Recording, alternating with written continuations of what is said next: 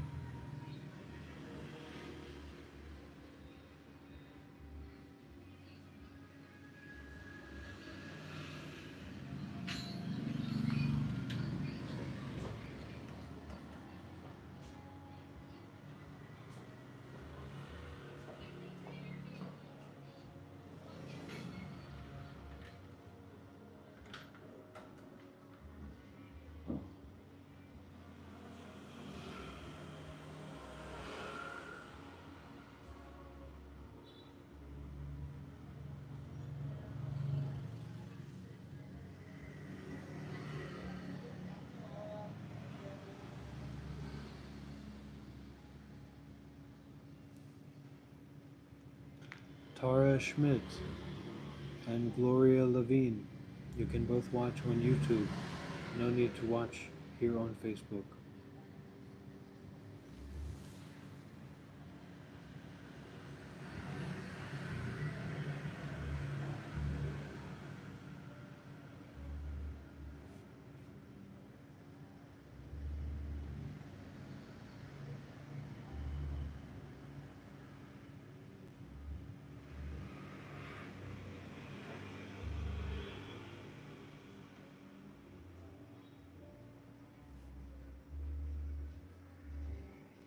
Is it?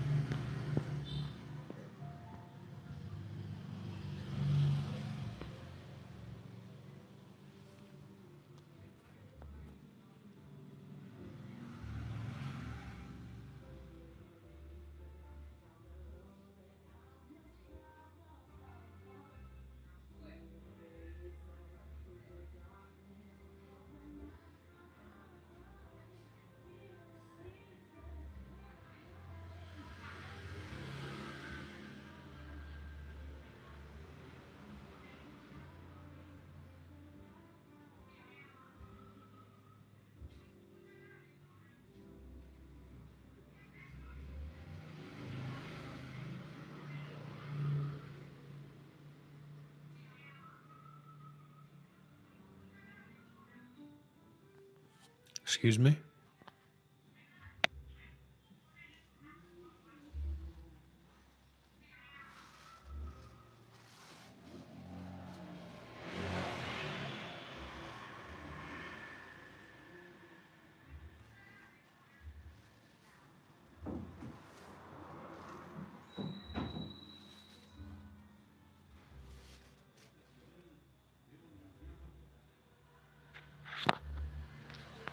Ah, this is my Sangha right here.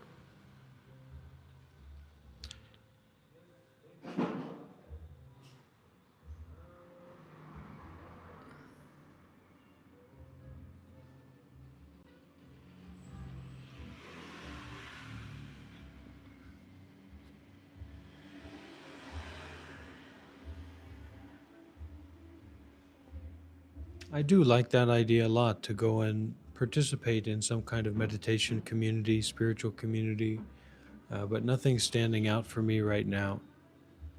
And I think it's good to be on my own for a little bit.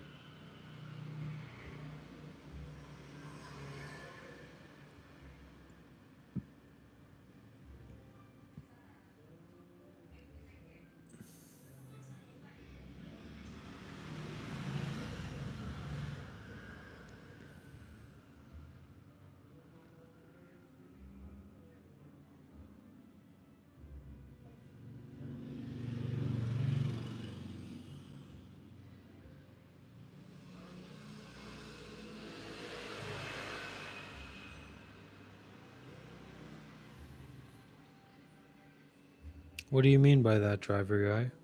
This bozo.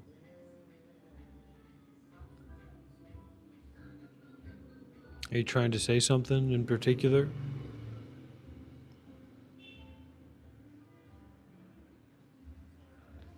Is there something you want to get off your chest?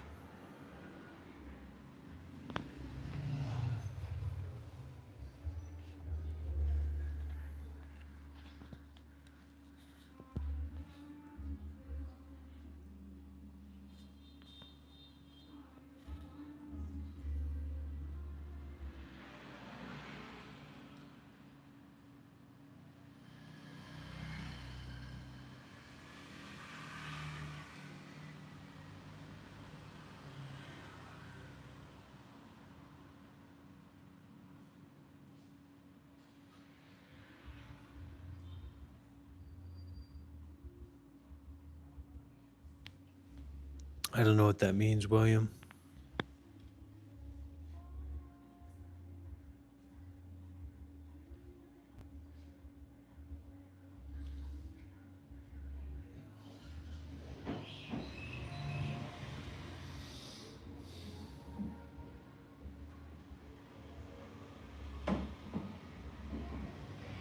Thank you. Thank you very much.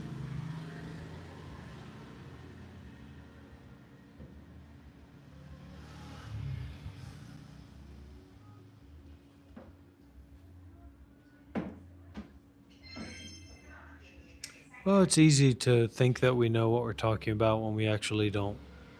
It's easy to convince ourselves of ideas that are not actually true. So we have to keep that in mind with whatever we do, whatever we believe in. There's no one more skillful at convincing yourself of something than you. You know what I mean? So as much as we can be convinced by something we think or believe, we can also bring up the position that, oh, that might not actually be true. Or it may not be as true as I think that it is. And see how your ego, see how yourself kind of digests that or works with that.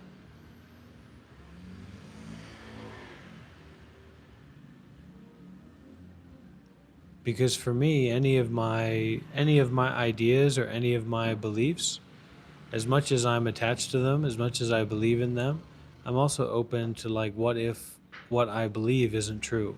What if what I think isn't true?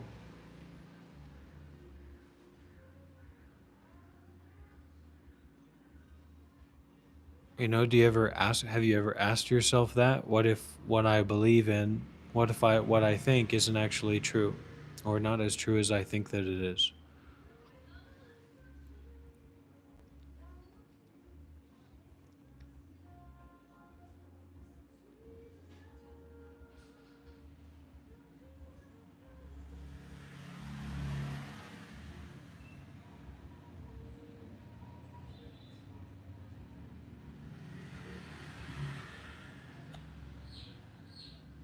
A way of being that's not about believing.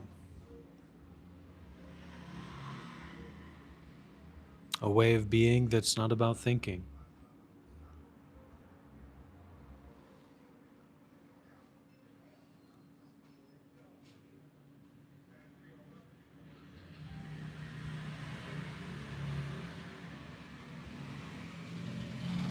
That's the biggest belief right there, Paul. I.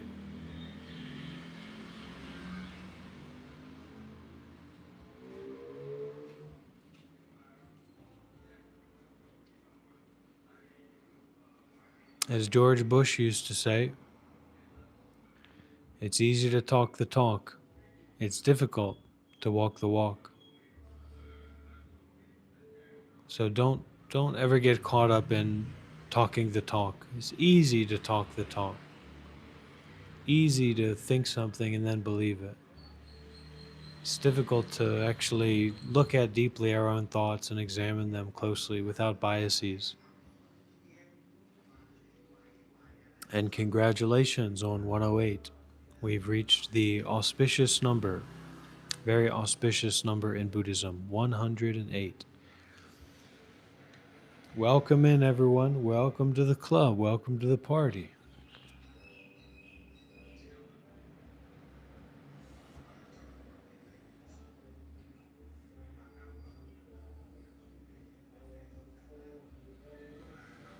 It's up to you. I'm not here to tell you what to do.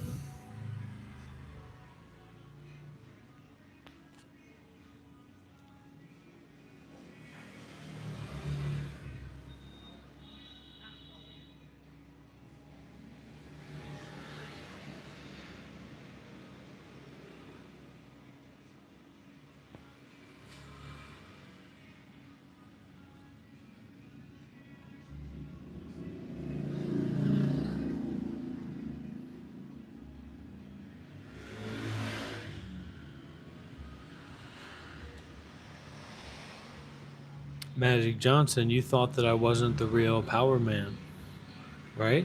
That's what you said. That's what you said before. You said I wasn't the real power man. Well, how do you explain this?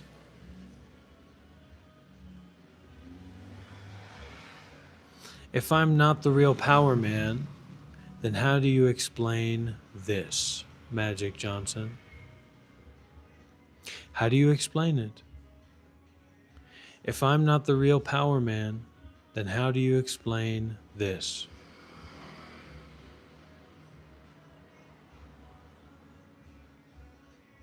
There's only one logical conclusion in this situation, that I am in fact the real power man. There's no other explanation possible. If you look at this with your own eyes, if you experience this with your own body, it is undeniable that I am the real power man.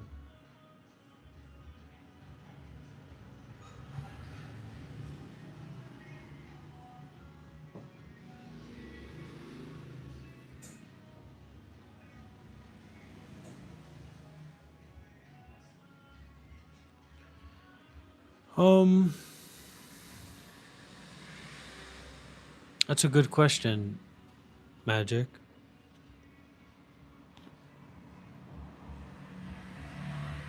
Well, I would say that it means that I'm sincere.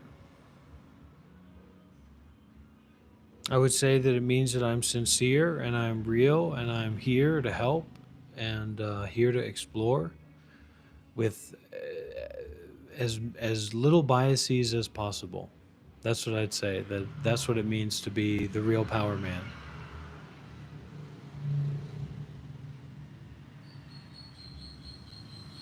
In my case, having not slept last night, I can feel very tired. I can feel very sleepy at this time. The body, I can feel the body is sleepy.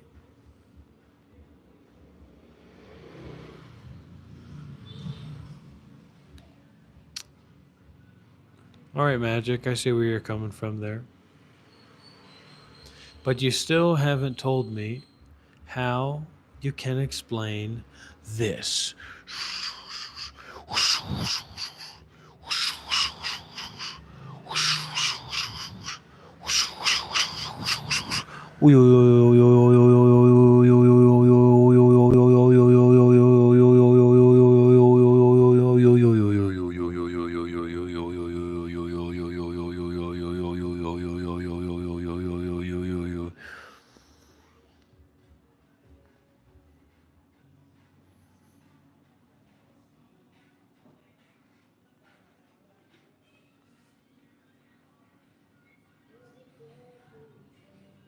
Well, life happens in all kinds of different ways.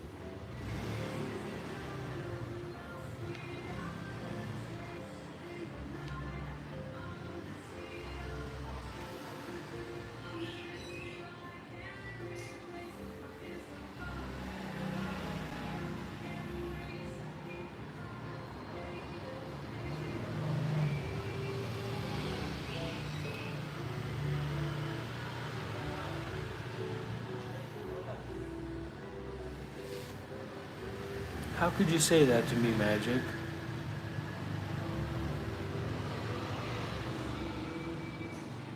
How could you say that I'm a fake power man? I don't care about being creepy. I'm not worried about that. But you would really say to me that I'm not a real power man?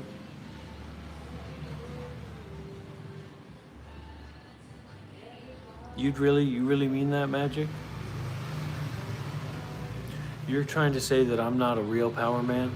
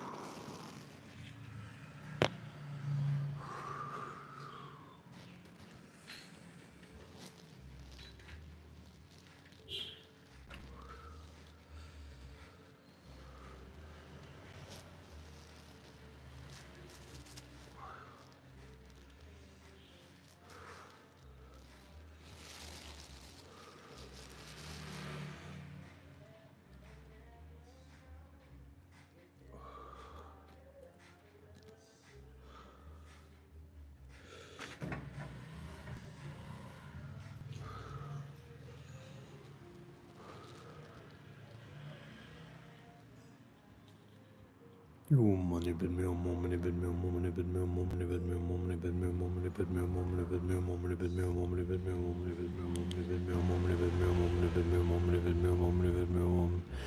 Oh, money bid me moment bid me moment bid me moment bid me moment bid me moment bid me moment bid me moment bid me moment bid me moment bid me Namo Guanchi Imposa. Namo Guanchi Imposa. Namo Guanchi Imposa. Namo Guanchi Imposa. Namo Guanchi Imposa. Namo Guanchi Imposa. Namo Guanchi Imposa. Namo Guanchi Imposa. Namo Guanchi Imposa. Namo Guanchi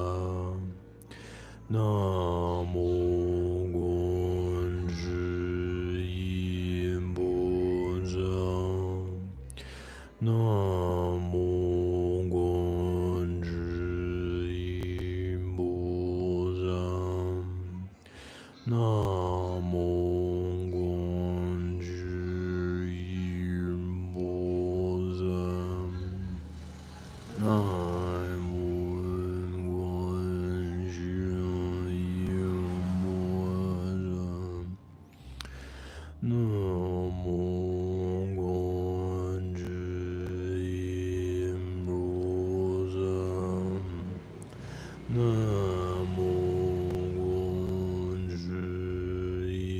Imposa.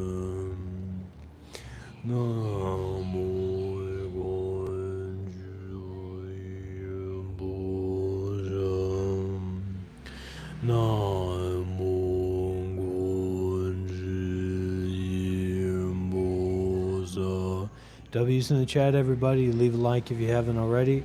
We're going to get this spoon where it needs to be, one way or another. Namo Guanchi Imposa. Namo Guanchi Imposa.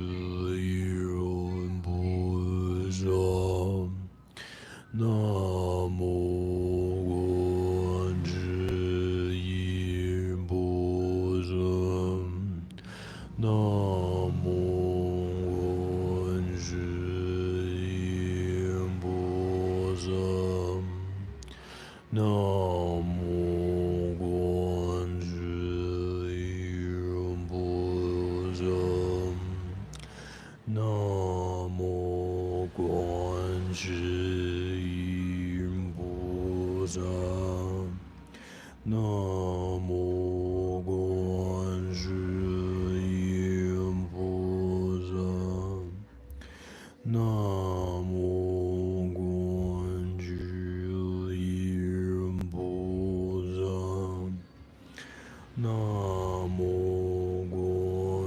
Namo Guanchi Imposa.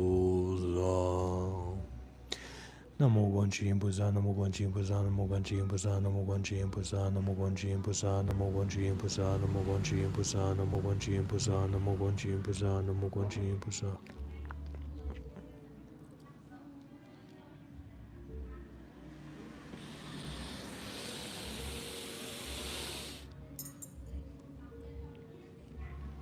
Namo Guanchu Yimbusa, Namo Guanchu Yimbusa, Namo Guanchu Yimbusa, Namo Guanchu Yimbusa, Namo Guanchu Yimbusa, Namo Guanchu Yimbusa, Namo Guanchu Yimbusa, Namo Guanchu Yimbusa, Namo Guanchu Yimbusa, Namo Guanchu Yimbusa. Namo Guanchi Imbusa, Namo Guanchi Imbusa, Namo Guanchi Imbusa, Namo Guanchi Imbusa, Namo Guanchi Imbusa, Namo Guanchi Imbusa, Namo Guanchi Imbusa, Namo Guanchi Imbusa, Namo Guanchi Imbusa, Namo Guanchi Imbusa, Namo Guanchi Imbusa. Money but me more, money but me more, money but me more, money but me more, money but me more, money but me more, money but me more, money but me more, money but me more, money but me more, money but me more, money but me more. Oh, money but me more, money but me more, money but me more, money but me more, money but me more, money but me more, money but me more, money but me more, money but me more. W's in the chat, everybody. This stuff ain't free. Help me out here.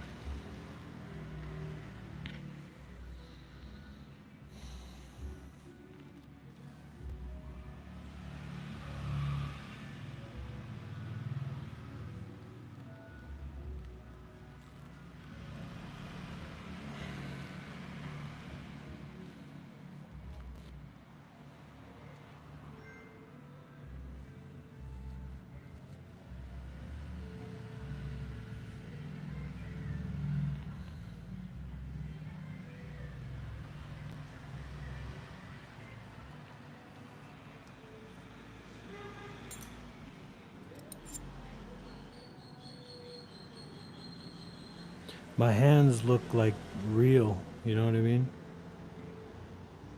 They look super real, they feel real too.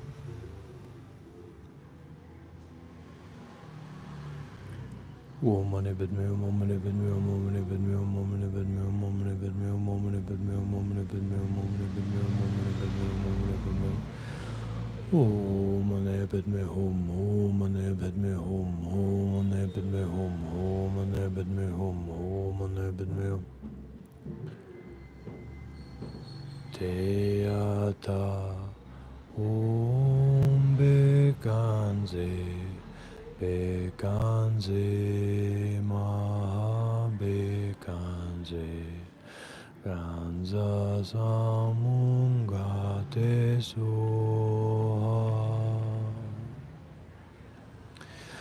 Teata Om Bekanze Bekanze Maha Bekanze Ranza Samunga Tesoha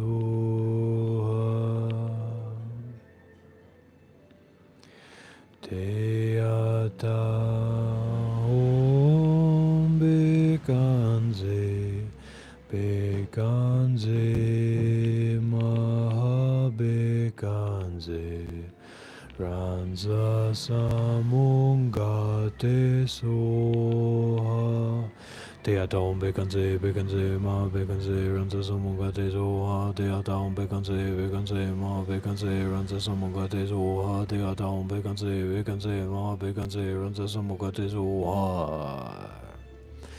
Teata Om Bekanze Bekanze Maha Bekanze Ranza Samunga Tesoha Teata Om Bekanze Bekanze Maha Bekanze Ranza Samunga Tesoha Teata Om Bekanze Bekanze Maha Bekanze Ranza Samunga Tesoha Teata Om Bekanze Bekanze Maha Bekanze Ranza Samunga Tesoha Teata Om Bekanze Bekanze Maha Bekanze Ranza Samunga Tesoha Teata Om Bekanze Bekanze Maha Bekanze Ranza Samunga Tesoha Teata Om Bekanze Bekanze Maha Bekanze Ranza Samunga Tesoha Teata Om Bekanze Bekanze Maha Bekanze Ranza Samunga Tesoha Teata Om Bekanze Bekanze Maha Bekanze Ranza Samunga Tesoha.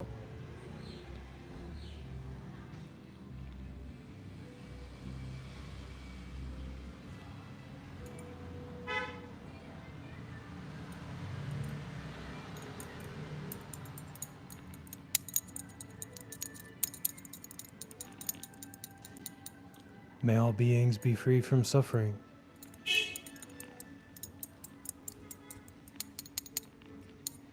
May all beings be free from complicated thinking. May all beings be free from worry. May all beings be free from fear.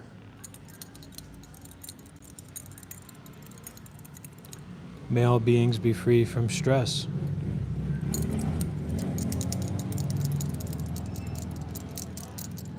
May all beings be free from bullying.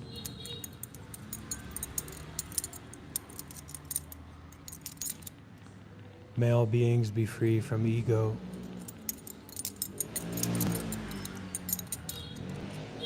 May all beings be free from suffering. Sadhu, sadhu, sadhu.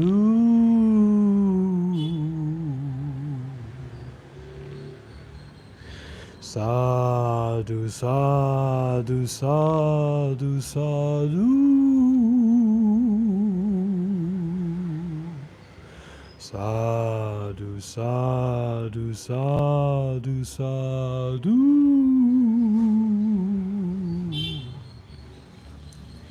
Deyata om bekanze, bekanze, mahabekanze.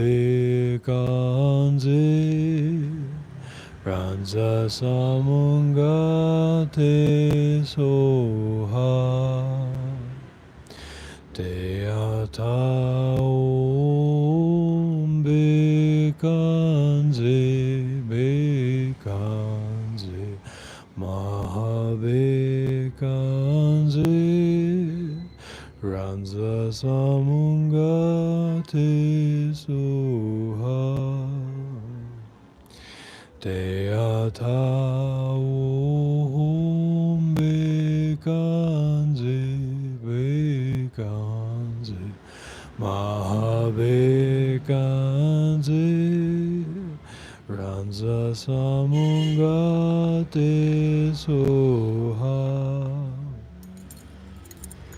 Deyata om bekanze, bekanze, mahabekanze. Ranza samungate soha. Deyata om bekanze, bekanze, mahabekanze. Ranza samungate soha. Deyata om bekanze, bekanze, mahabekanze. Ranza samungate soha. Deyata om bekanze, bekanze, mahabekanze. Ranza samungate soha. Deyata om bekanze, bekanze, mahabekanze. Ranza samungate soha. Deyata om bekanze, bekanze, mahabekanze. Ranza samungate soha. Deyata om bekanze, bekanze, mahabekanze. Ranza samungate soha. Deyata om bekanze, bekanze, mahabekanze. Ranza samungate soha. Deyata om bekanze, bekanze, mahabekanze. Ranza samungate soha. Deyata om bekanze, bekanze, mahabekanze. Ranza samungate soha.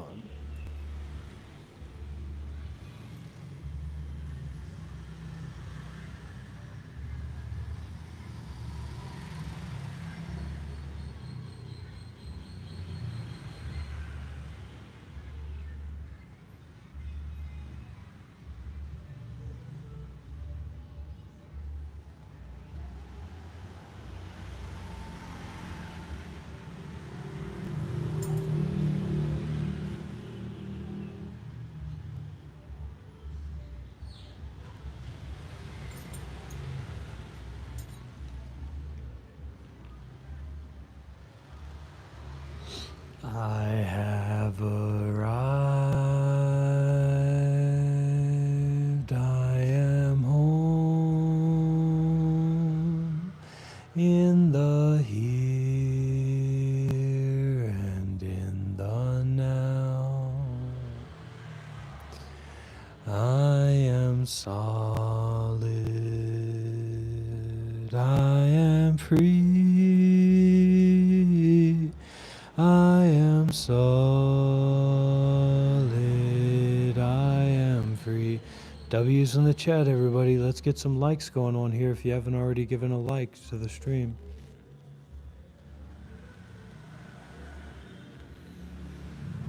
We are the new generation. We've got a new speech to give to the old generation. We're coming up fast, and we're coming up slow. We're making our way, cause we've gotta go to the new destination, to the way of freedom. We can't keep going down the way of believing. There's a place not so far away where kids run free every single day. We think what we wanna think, we do what we wanna do. We're kids, we're cool, we're free, and we're not you. Ba-da-ba-ba-ba-da-ba. I'm not what you think of me. You don't get to be my judge. I'm not what you think of me. You don't get to control my life.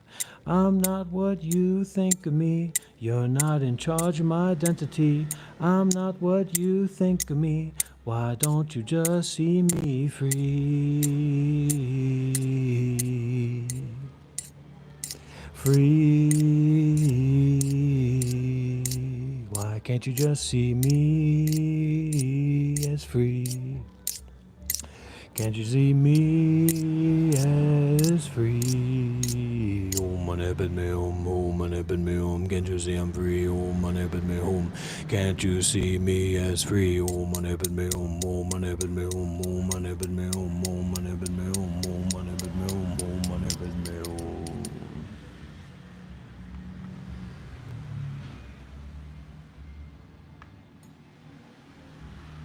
That's on Buddha.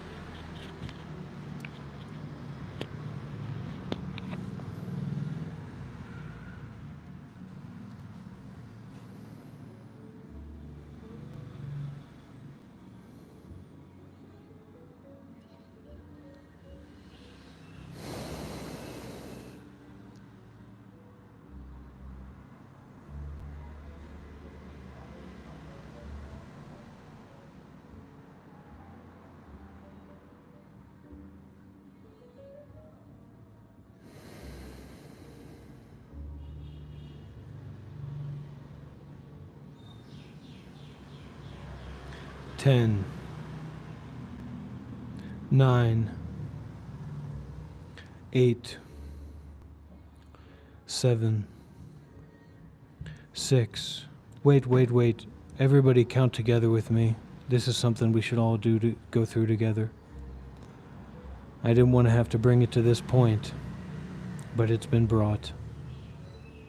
Here we go. 10, 9,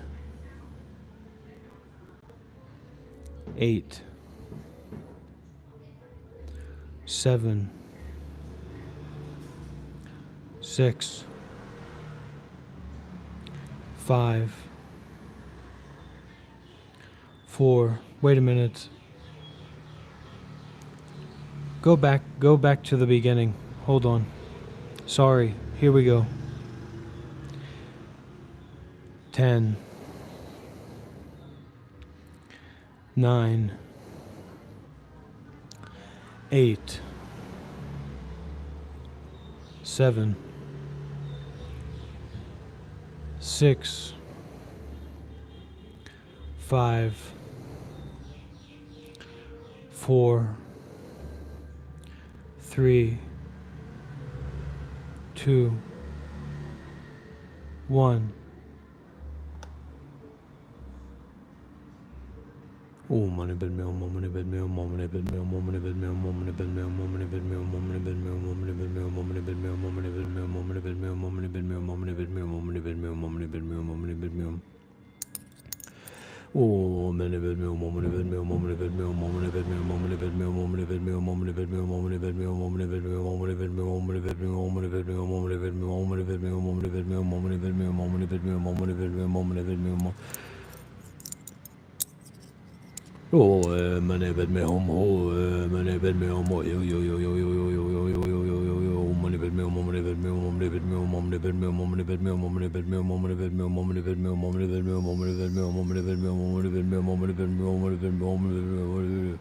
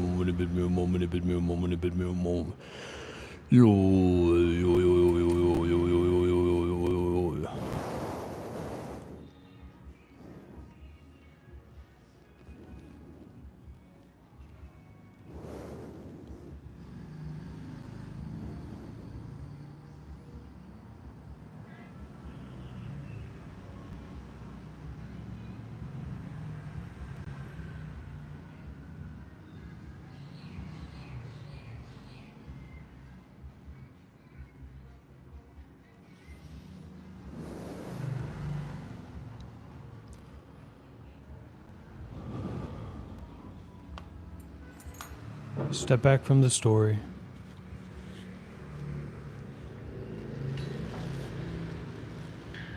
Step back from the identity.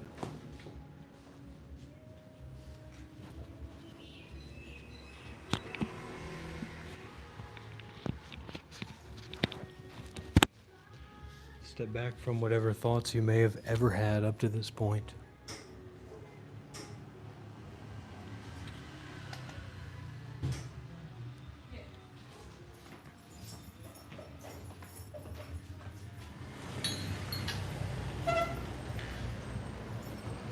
Step back and widen out.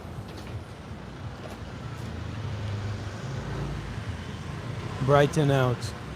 Beyond thinking. Step back from the stepping back itself. Open up the body, open up the mind, open up the ego, open up all the stories that you've been telling about yourself, open up all the stories that you've been telling about other people. Offer the blessing, offer the forgiveness, offer the irrelevance. Give the children who are here, give the irrelevance to the adults who are here, give the irrelevance to the thoughts of the children, and vice versa. Widen out. Widen out, brighten out, beyond thinking, beyond. Use the word everything. Use the word irrelevant.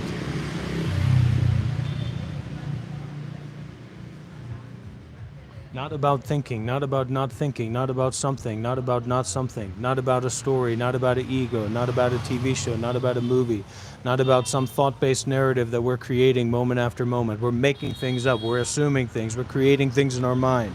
Just thoughts on top of thoughts on top of thoughts. Cut. Offer the cutting, offer the finishing, offer the ending. Widen out.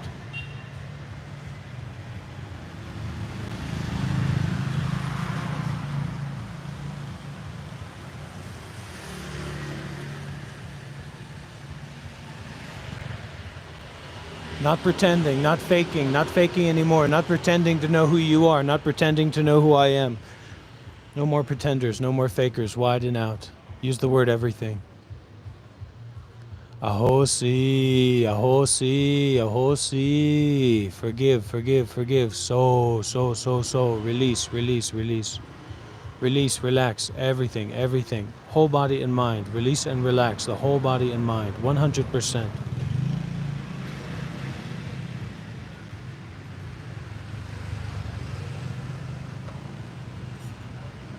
No barriers, no boundaries, no complicated thinking necessary. Beyond the beyond itself.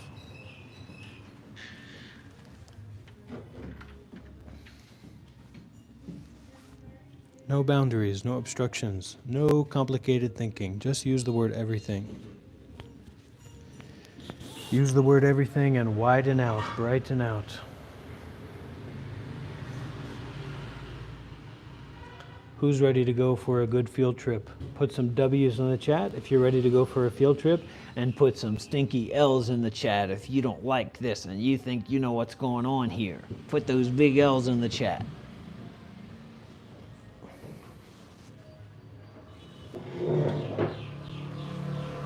Put those big L's in the chat if you got a big stinky opinion you need to share with everybody.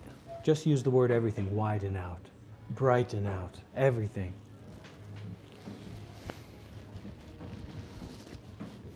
Beyond ego.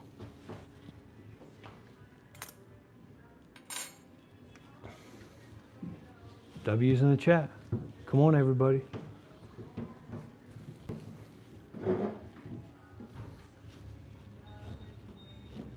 Are we getting locked up today? Is the mental institution van going to pick me up? Let's see. You're going to have to stay tuned to find out.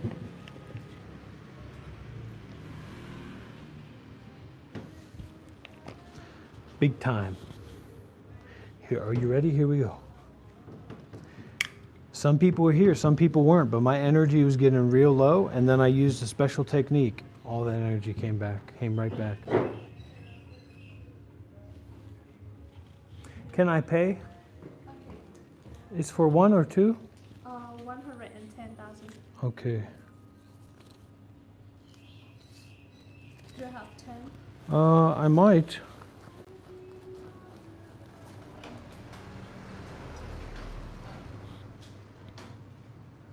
I think I have 10, yeah.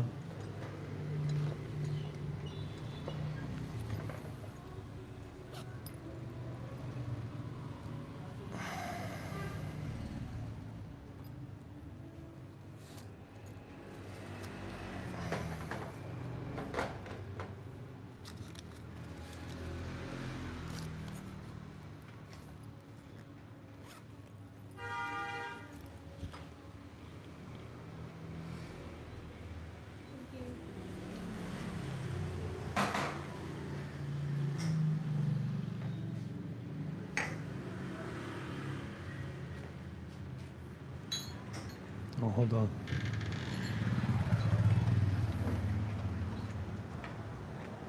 One way or another, we'll get to the bottom of this. I know that. We've got a lot of smart people here. And if we can get to the bottom of it, we will.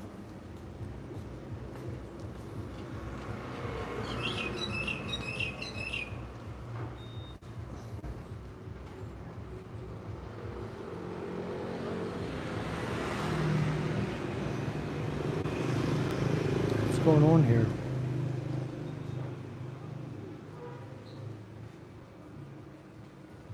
We might have a little bit of internet connection bubbling around here, but I promise I'll do my best to make sure that it's so that it's sorted. All right, don't worry. Whoa, whoa, whoa. Okay. Widen out, brighten out, or just walk. Not about thinking, not about the ego, not about the story, not about the identity. Just widening out, brightening out the mind. Wide open like space. Wide open like not thinking about anything. Not even thinking about not thinking about anything. 100% widen out. Brighten out. And please do let me know if the connection is okay, all right? Please let me know if the connection is okay, because I won't be able to know for myself. It will depend on the other environment.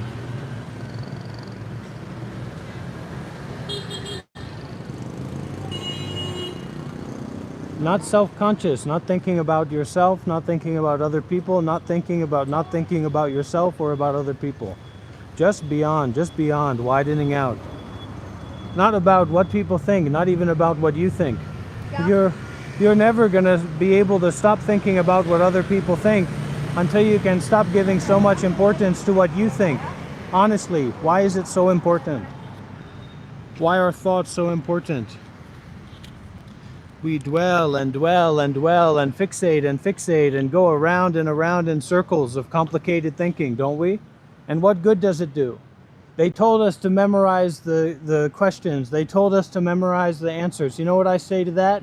I'm not going to school anymore. No more school. No more school. No more school, etc. But it's just an allegory, not literal.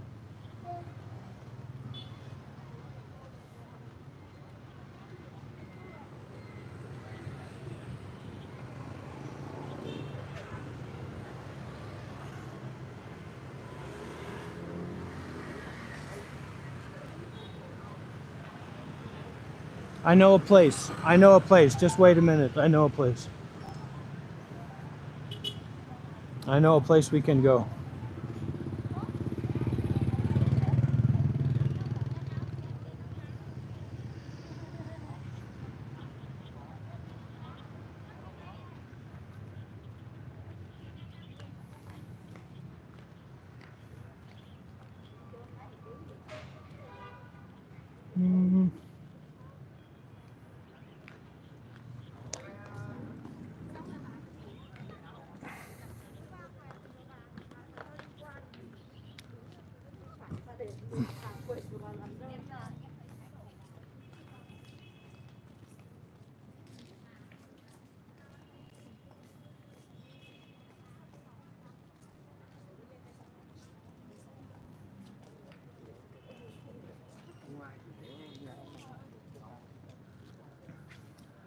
Friends, is the connection okay?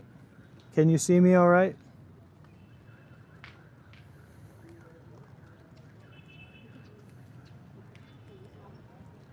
Is the connection okay, everybody?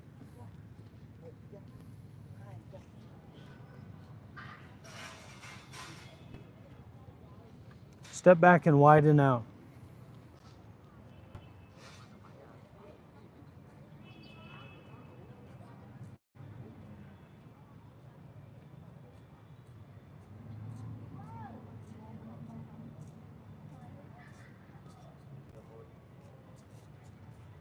Everything. Not about something.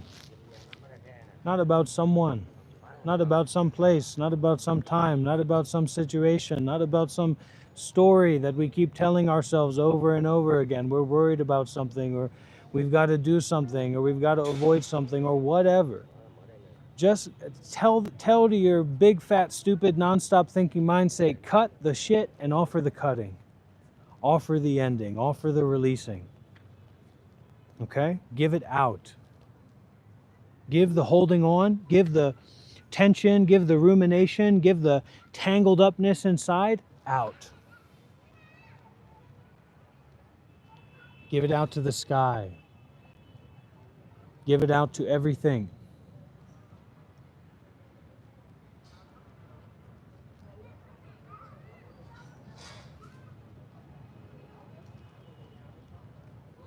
You don't have to be like me. You don't have to go down the Kundalini route, always doing tantras and things like that. You know, getting the energy up. You don't need to do that. Just relax. I mean, is it accessible or not to relax, to release the stressed out thinking mind, the non-stop talking mind?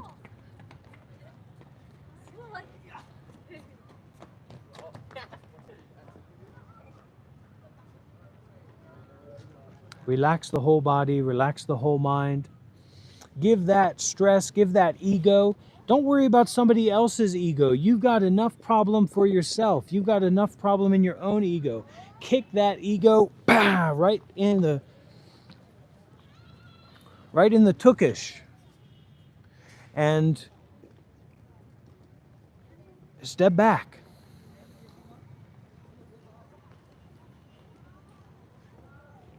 Step back from involvement with thinking.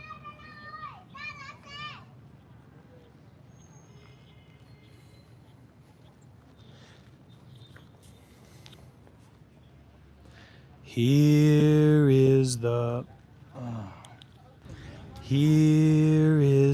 pure land, the pure land is here. I smile in mindfulness and dwell in the present moment. The Buddha is seen in an autumn leaf. The Dharma is a floating cloud. The Sangha body is everywhere.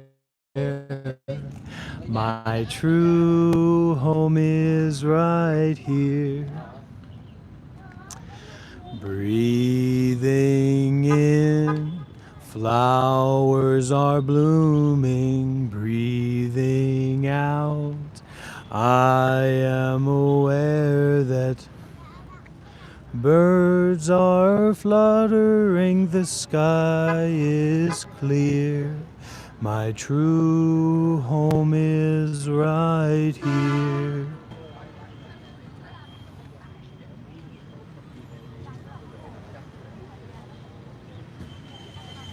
Relax, relax. You want to go on a journey, you're in the right place. You want to stay home from the field trip, you better hip scop the other way, as quick as you can. In my heart it's clear, Daniel.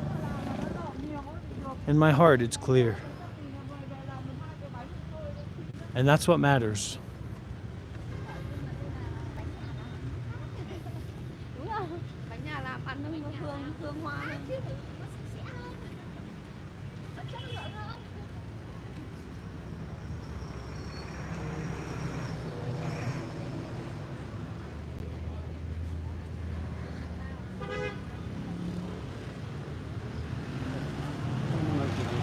Don't worry about it. Everybody wants to be the understander. I understand this, I understand that. I got something for you to understand right here, if you catch my drift. The teachings of the Buddha, the teachings on mindfulness and detachment, the teachings of to stop justifying negativity and ill will and aggression and pretending like you know what's going on when you don't know what's going on. You're a pretender, you're a faker. Aren't we all in one way or another? So this is to blow out and to widen out and go beyond faking or being real. Faking or being authentic. Out, out, out, widen out, brighten out. Chúc mừng năm mới.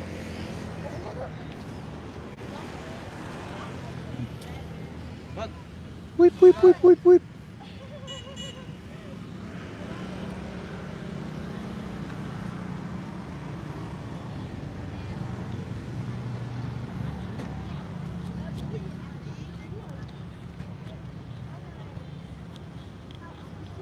Well, I don't know how to justify that. I mean, this is just a portal.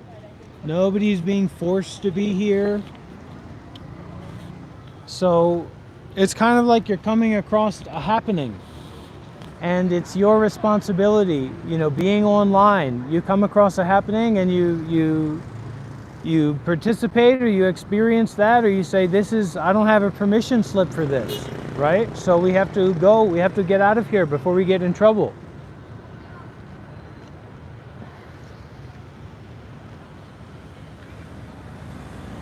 But it's just normal. Everything is just okay.